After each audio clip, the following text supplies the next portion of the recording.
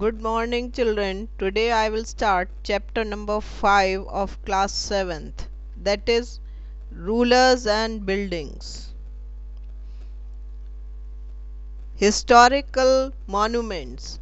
The old building which has existed for many centuries are called historical monuments, such as palaces, forts, havelis, bolis, halls, fortification, walls, madrasas, sarais, and orchards. Thousands of historical monuments were built in medieval India, which were of two types: religious monuments and secular monuments. पुरानी building जो बहुत ज़्यादा पुरानी हैं उन्हें historical monuments कहा जाता है, सच एज पैलेसेस, फोर्ट्स, जिसमें ये सब आते हैं, हॉज, किले, सराय, ऑर्चर्ड्स, सब। हजारों तरह के हिस्टोरिकल मॉन्यूमेंट्स बनाए गए थे मिडीवियल इंडिया में। वो दो तरह के हैं, religious and secular. Building that have been built or used for religious purposes are called religious monuments. These includes temple, church, mosque, gurdwaras and other places of worship.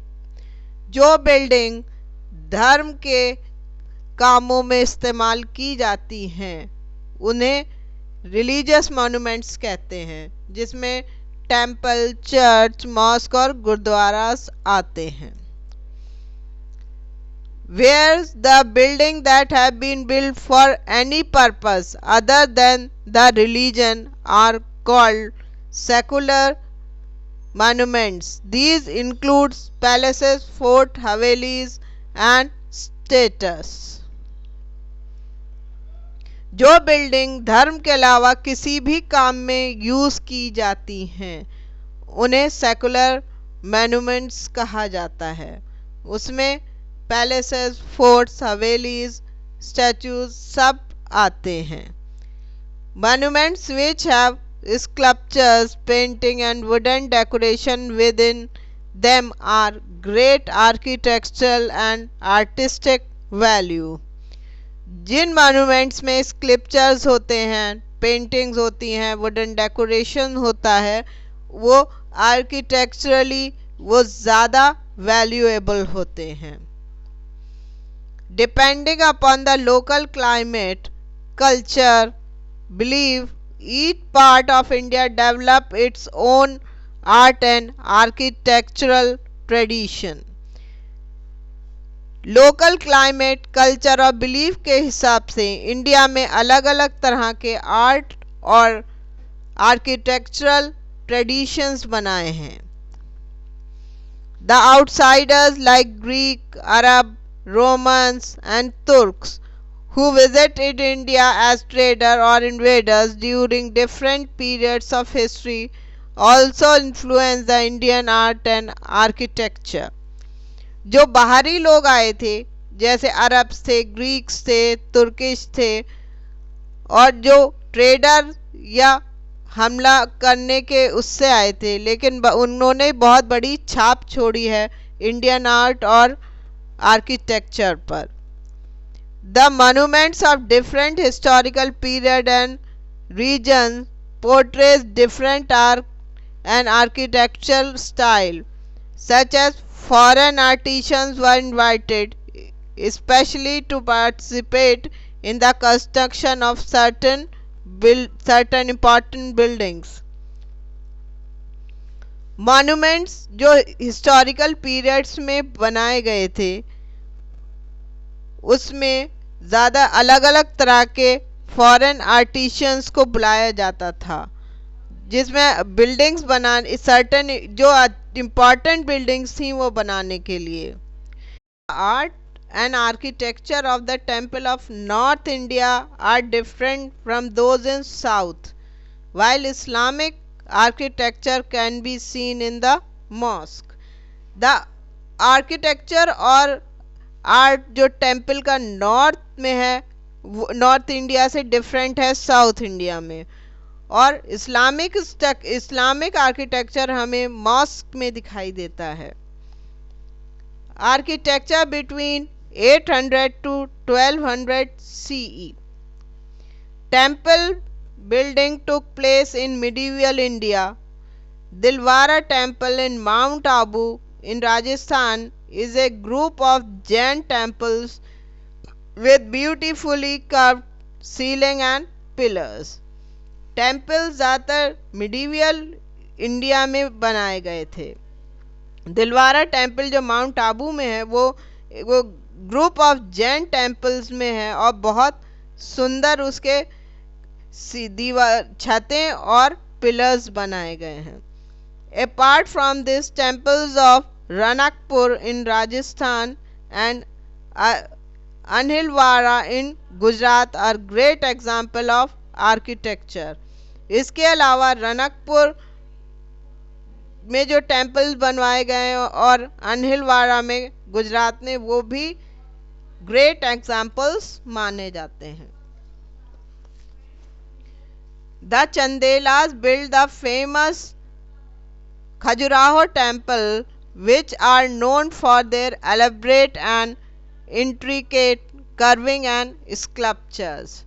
चंदेलाज ने जो खजुराहो का टेम्पल बनाया है वो बहुत फेमस है अपनी कर्विंग और स्कल्पचर्स के लिए. टू एंटर द केंद्रीय Mahadeva temple one has to enter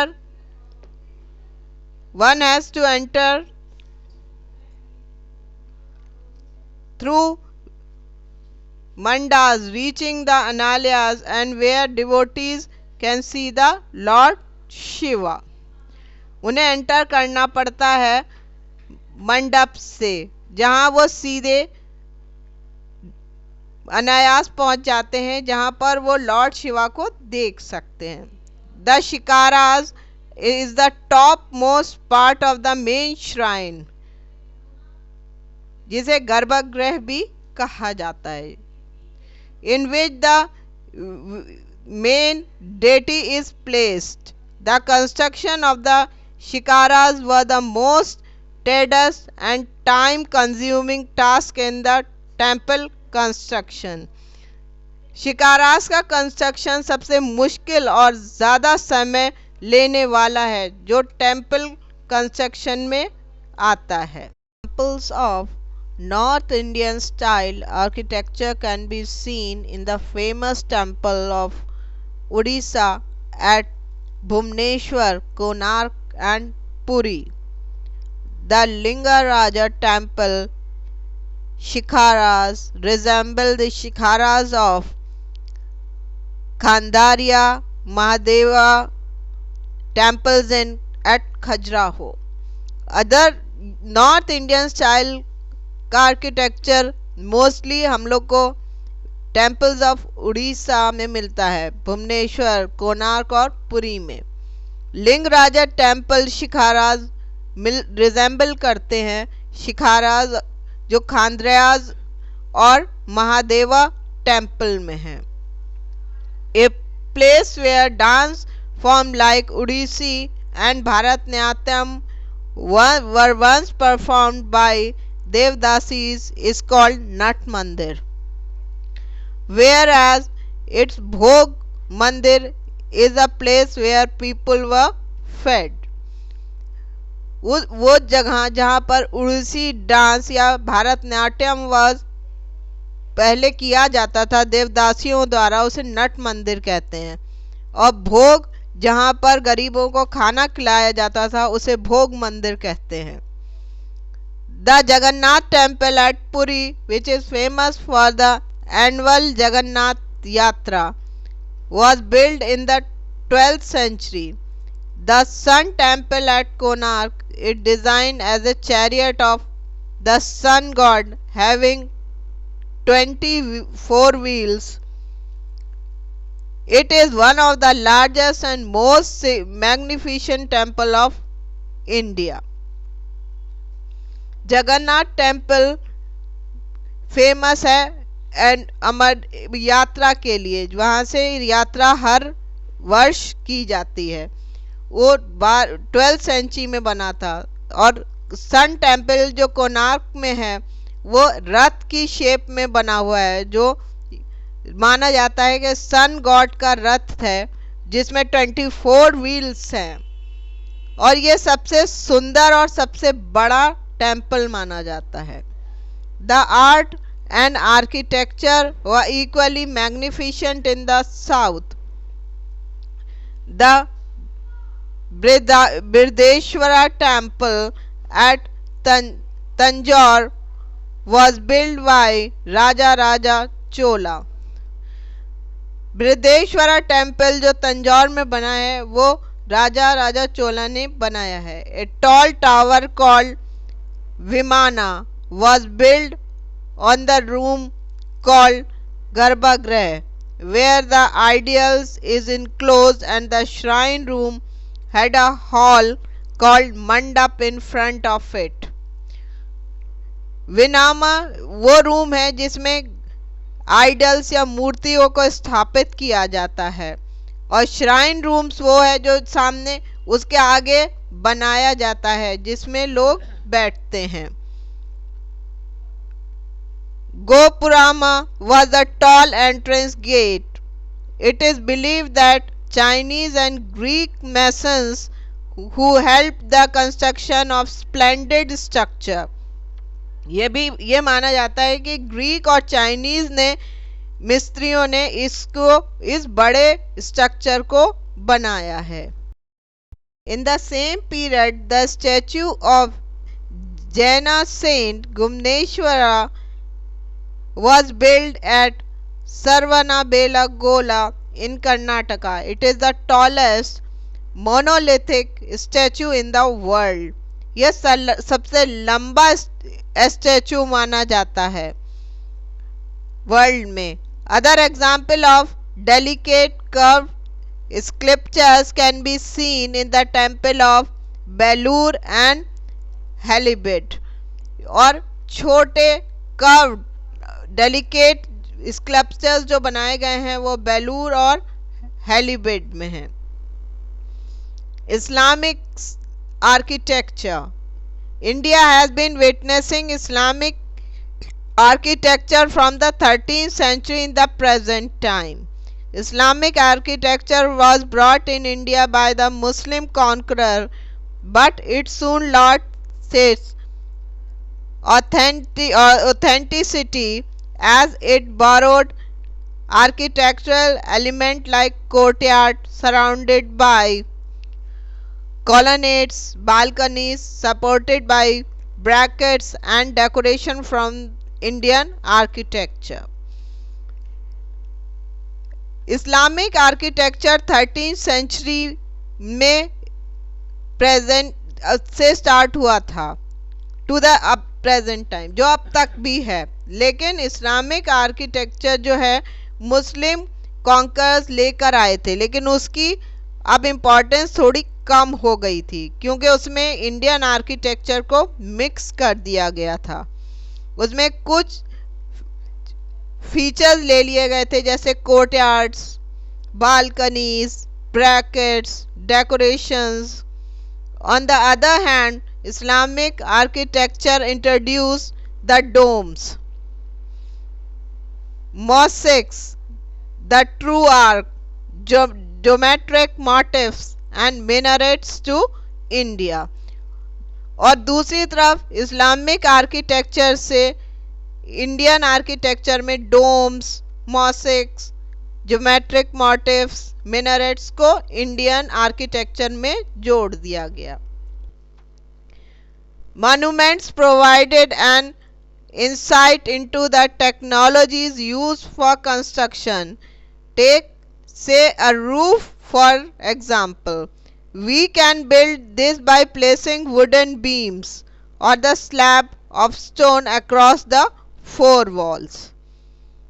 जैसे कि हम छत बनाई जाती है उसके लिए या तो बीम्स डाली जाती हैं या लकड़ी की स्लैब्स को क्रॉस करके डाला जाता है फोर वॉल्स पर. But the same task become very difficult if we want to make a large room with an elaborate superstructure. This require more sophisticated skills. लेकिन ये काम आगे बहुत मुश्किल हो जाता है जब कोई बड़ा रूम बनाया जाए और ऊंचा सुपर स्ट्रक्चर बनाना हो तो उसके लिए एक और ज़्यादा स्किल्स की ज़रूरत पड़ जाती है. Between the 7th and 10th century, architects started adding more rooms, doors and windows to building. 7th से 10th सेंचुरी के बीच आर्किटेक्ट्स ने बिल्डिंग में ज़्यादा रूम्स, डोर्स और विंडोज ऐड कर दिए. Roofs, doors, Windows were still made by placing horizontal beam across two vertical columns. Doors और Windows बनाए जाते थे जिसमें हॉरिजॉन्टल बीम्स डालते थे, उनको क्रॉस किया जाता वर्टिकल कॉलम्स द्वारा. A style of architecture called trabeate और कॉर्बेल्ड. इस स्टाइल को कॉर्बेल्ड या टेराबिट कहा जाता था. Between the 8th and 13th century, the Terabite style were used in the construction of temple, mosque, tomb and building attached to the large step wells, bolis. ये terabyte style जो है वो use किया जाता था ज़्यादातर टेम्पल्स बनाने में, मॉस्क, टॉम्ब्स और बोलीज बनाने में, जो स्टेप वाइज टेम्पल थे जिसमें सीढ़ियाँ बनी होती थी वेल्स में. The weight of the superstructure above the doors and windows was sometimes carried by arcs. जो भारी वेट जो दरवाज़ों और खिड़कियों का होता था वो आर्क्स पर ही निर्भर रहता था. इस तरह के आर्किटेक्चर को अरकोटा कहा जाता है. The Sultan of Delhi Sultanate pioneered the building activity in India as they built many mosques, forts, tombs, garden and bolis. जो मेनली जो ज़्यादातर काम बिल्डिंग्स का हुआ है वो ड्यूरिंग दिल्ली सल्तनत पीरियड में हुआ है, जिसमें इंडिया में मॉस्क, फोर्ट्स, टोम्स, गार्डन और बोलीज बनाई गई. But they didn't have the grandeur of Mughal structure as they use cheaper grey stone. लेकिन उसमें मुगल स्ट्रक्चर का ग्रैंडियर नहीं दिखाई देता था क्योंकि उसमें चीपर ग्रे कलर का स्टोन यूज किया गया था.